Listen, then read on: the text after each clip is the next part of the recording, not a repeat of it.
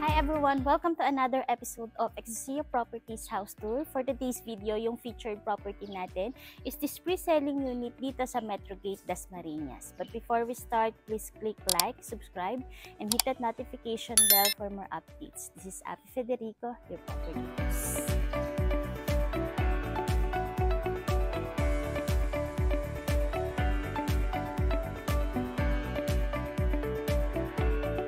For this pre-selling unit, yung mga available lot size or yung minimum lot size na available as of now is 120 square meters, and then for the floor area is 165 square meters.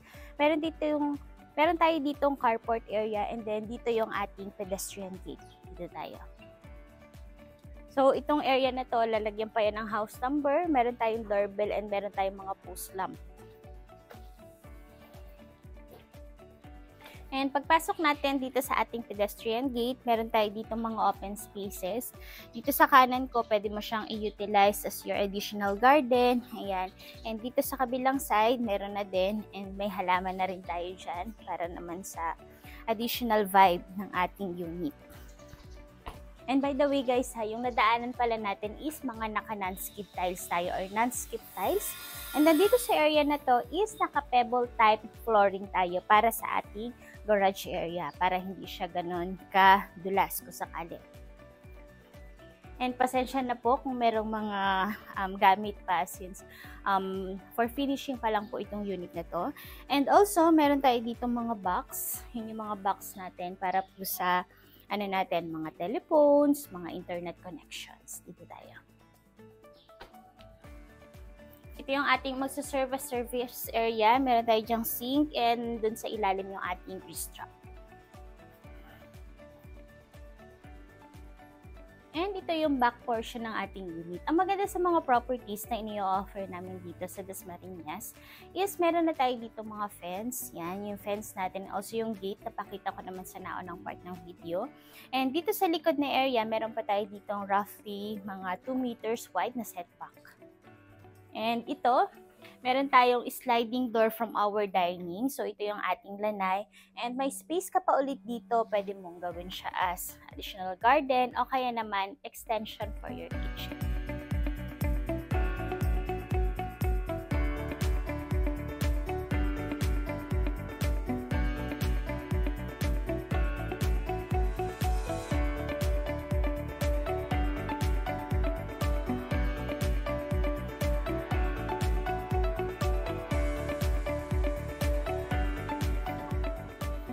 Welcome naman sa loob na ating unit. Naka-steel door na tayo dito with lock set. Yan, yung lock set natin.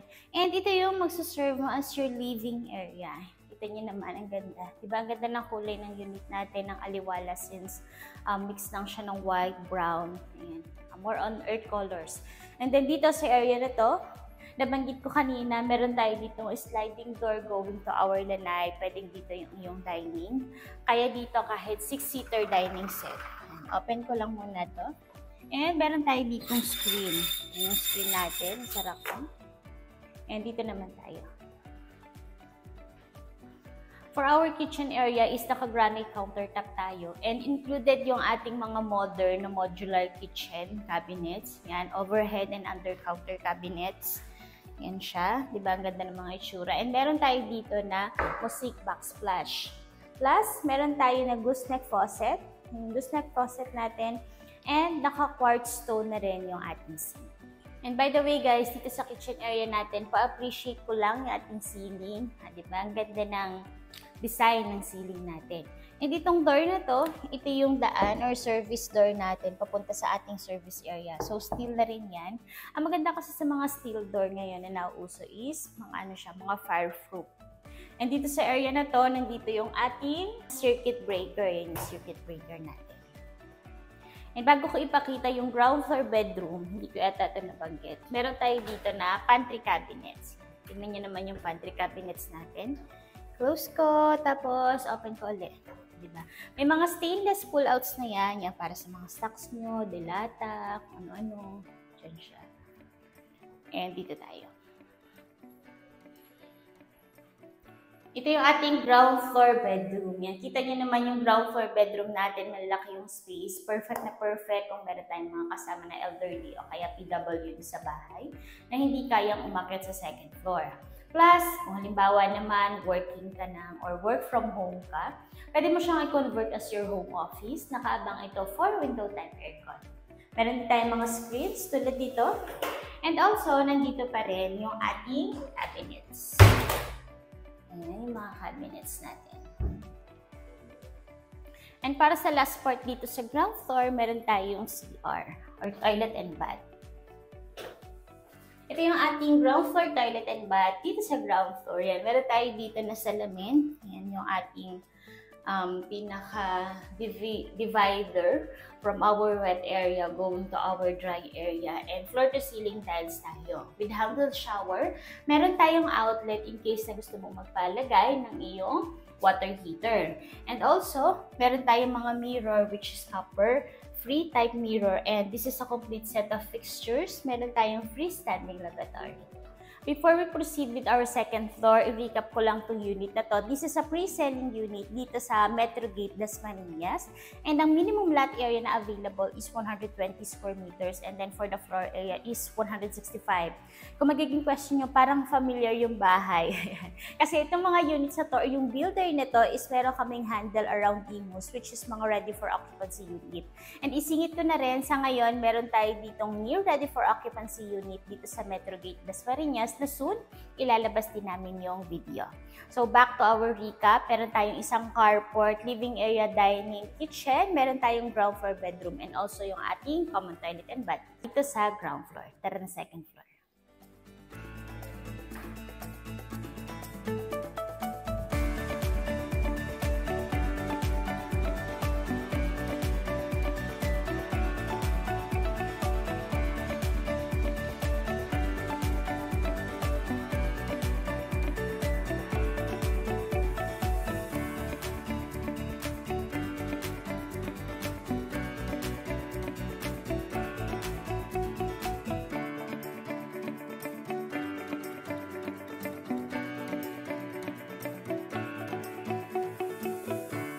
Welcome naman sa ating second floor. Dito sa second floor natin, meron tayo ditong total of 2 bedrooms. And kung mapapansin niyo, meron tayo ditong double height ceiling sa area na to. And kung gusto mo, pag nakalipat ka, pwede kang maglagay ng iyong chandelier. And unahin ko itong bedroom dito.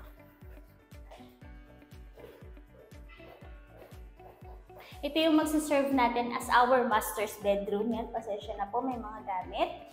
And naka-screen. May screen pa rin yung window natin dito.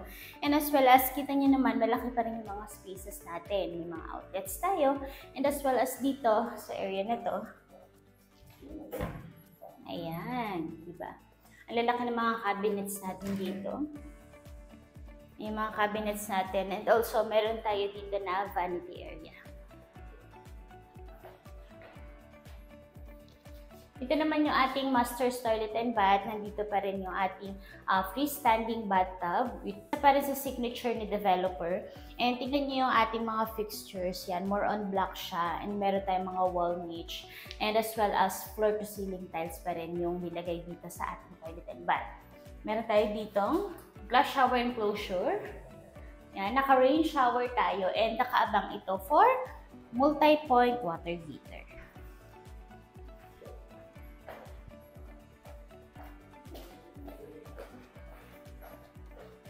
Ito naman yung ating bedroom number 2 dito sa second floor. Yan, complete set of fixtures pa rin tayo. And nandini pa rin yung ating cabinets na napakataas.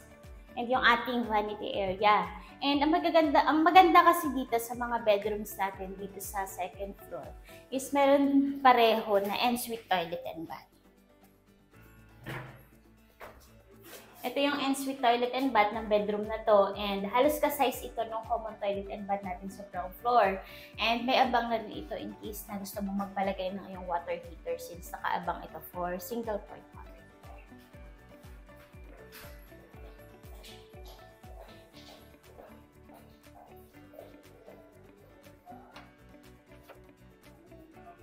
And this is our balcony. Yan. Kita nyo naman ang laki ng space natin or ang haba ng balcony natin. Ayan siya. And then, ito yung ating facade or yung harap ng ating unit. So, more on ano siya, parang brown, gray, and then medyo may konting maroon yung kulay ng unit na to. Ulitin ko lang ha, ito yung pre-selling unit namin dito sa Dasmariñas.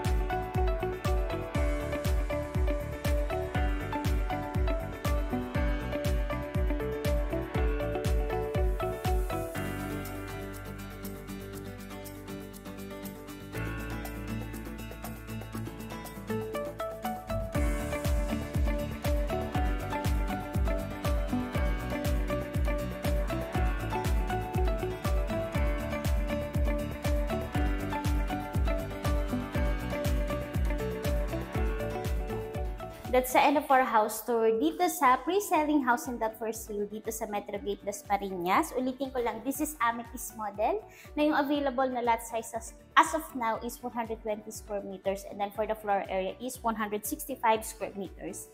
Ilalagay namin dyan sa description box yung full details at ng aming contact numbers. Thank you for watching. Bye!